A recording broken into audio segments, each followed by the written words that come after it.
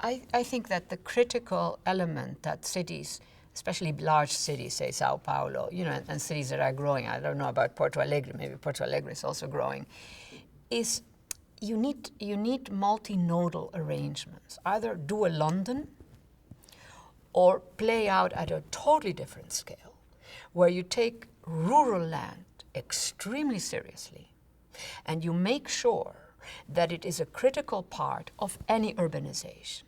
I mean, we have got to begin to rethink how we use territory, because otherwise we're in deep trouble. Look at Beijing now. I've been dealing with a lot of Chinese. So the Chinese government has now decided to create 150 million metropolitan area, 150 million people. And I've done a lot of interviews with Chinese newspapers. And the question has come up, how do you organize that kind of urban territory? And so part of I have two parts to the answer to that question then. One is, take London versus Sao Paulo.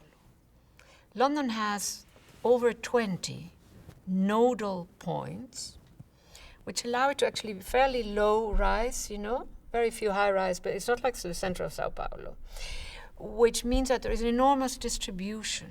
So local residents can do a lot in their particular borough. But it's all London. London is an incredibly urban place, but it's very low rise. And then you take Sao Paulo, where everything is very concentrated in the center, right? Now, I have long been engaged in China, so I was asked for the Shanghai Expo, for instance. They literally three people came to see me in New York, took me to a French restaurant where we all had food that none of us wanted to eat, certainly not the Chinese.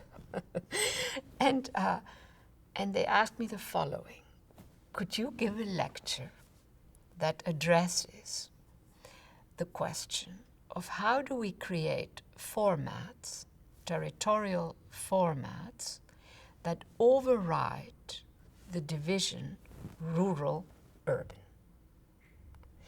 So, in other words, you can take a very vast, replicate London, but on a totally different scale, where you have both rural and urban, rural, urban, rural, urban.